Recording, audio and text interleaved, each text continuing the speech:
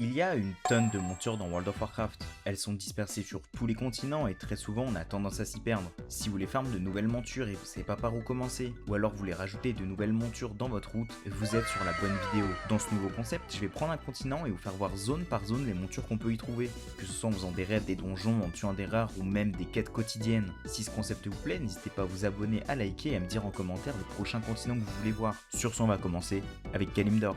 On va commencer au nord de la map, au berceau de l'hiver. Vous y retrouverez un PNJ, Riverne Givrevent. La quête qu'il vous propose vous donnera accès aux quêtes quotidiennes pour débloquer la monture, le sabre de givre du berceau de l'hiver. C'est une monture obtenable qu'avec des persos de l'Alliance. Petite astuce, vous verrez que ce n'est pas la seule monture obtenable avec des quêtes quotidiennes dans la vidéo. Donc je vous conseille de poster un reroll par monture, parce que les quêtes qui vont vous donner quotidiennement vous demanderont de revenir dans les zones. Et on a vachement la flemme de faire des allers-retours. Maintenant, direction Sombre Rivage. Il y a pas mal de montures à avoir en tuant des rares, mais selon si vous jouez Horde ou Alliance, ce n'est pas les mêmes rares à tuer. On va commencer avec Alachanir, pour la chimère d'Orneval, environ 5% de chance pour les deux factions. Juste à côté, vous allez avoir l'ours Patte Noire qui va drop la monture Patte Noire, environ 5% de chance pour les deux factions. Maintenant, si vous jouez Horde, pour avoir la monture Sabre de Nuit de Caldoreille, il faudra tuer Ombre Griffe, environ 5% de chance. Si vous jouez Alliance, il faudra tuer Croz Rage Sang. Ensuite, pour la monture Sabre de Nuit d'Akajou, si vous jouez Horde, il faudra tuer Atil Brûle Rosé. Si vous jouez Alliance, Moxo le Tranche-Tête. Et enfin, Sombre Rivage nous cache une dernière monture, le Kodo Effrayé.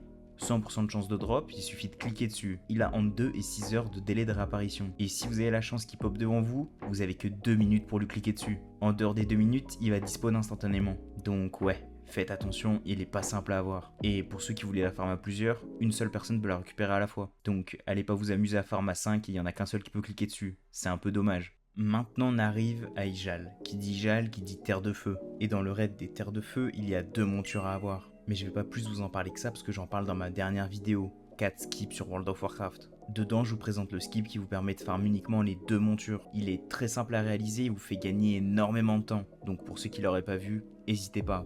On n'en a quand même pas fini avec Ijal. Il y a l'hippogriffe garde-flamme. Il faudra faire le haut fait, l'offensive du front du magma. Et pour ça, il faudra faire environ 1 mois de quêtes quotidiennes dans le front du magma. Une fois toutes les quêtes quotidiennes faites, vous aurez le haut fait et la monture. Notre prochain stop s'effectuera à Orgrimmar. Donc pour la horde évidemment. On va pouvoir avoir accès au portail des tréfonds qui va nous donner la possibilité d'aller dans le donjon le cœur de pierre. À l'intérieur, vous allez pouvoir drop en normal ou héroïque les reines de Drake de pierre vitrifiée. Vu que vous pouvez le faire en normal, vous pouvez littéralement le spam, il suffit de réinitialiser l'instance dès que vous avez fini. Donc c'est une monture que vous pouvez avoir dans la journée concrètement. Mais n'oubliez pas, en sortant du donjon, vous pouvez à tout moment tomber sur Aeonax. C'est un rare qui drop à 100% les reines de Drake de pierre phosphorescent. Il a à peu près le même fonctionnement que le proto perdu dans le temps, sauf que lui quand il spawn, c'est forcément Aeonax.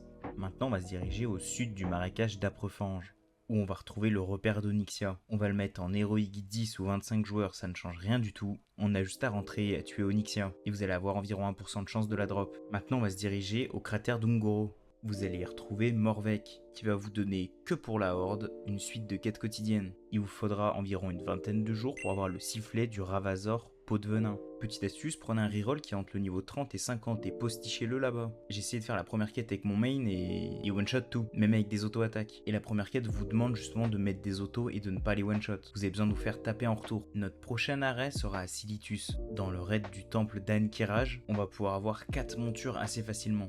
Le char d'assaut Kiraji jaune, bleu, rouge et vert. Il suffira de rentrer dans l'instance, tuer tous les trash avant le premier boss, sortir de l'instance et la reset. Et vous allez pouvoir farm en boucle comme ça. Elle drop toutes les 4 très facilement, mais vous allez peut-être avoir besoin de 2 à 3 tries pour avoir les couleurs qu'il vous faut. Et on arrive bientôt à la fin de notre aventure. Mais avant tout ça, on va passer par Uldum. On va pouvoir y trouver 4 nouvelles montures. La première, les reines de Drake du vent du sud, au trône des 4 vents, à l'ouest d'Uldum. Environ 2% de chance de l'avoir sur Alakir. En sortant du donjon, vous pouvez avoir le rare Ishak des 4 vents. Vous avez environ 3% de chance de drop les reines de Drake des 4 vents. Ensuite, à l'est, vous allez avoir la cime du vortex. Et vous allez avoir environ 1% de chance de drop les reines de Drake du vent du nord sur Altairus. Et enfin, et pas des moindres, les reines de dromadaire gris. Lui, c'est vraiment le plus chiant de tous. Je conseille d'avoir ces 2 add-ons qui vont vous aider à trouver les petites statues. Parce que oui, la mécanique de cette monture, c'est de se balader à travers tout Uldum et espérer que vous trouviez une petite figurine de dromadaire. elles apparaissent à des endroits de spawn précis, mais aléatoirement. Donc on sait où, mais on sait jamais quand. Et si vous avez la chance d'en voir une, vous cliquez dessus et vous avez que 5% de chance d'aller dans le monde parallèle, qui vous permettra d'avoir la monture à 100%. Sinon, vous avez le droit à des petites poussières, bien nulles.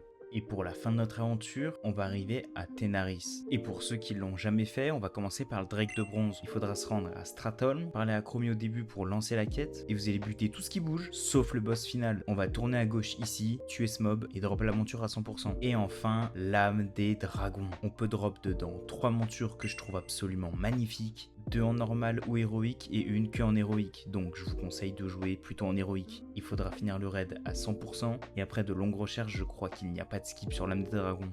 Si vous aussi vous pensez que Blizzard devrait mettre un raccourci comme pour le siège d'Orgrimmar et Garrosh, perso je suis prêt à monter une armée, j'en ai tellement marre de le faire ce raid. J'ai toujours rien drop, j'en ai les larmes aux yeux. Sur ce, je vous remercie, je vous fais des bisous.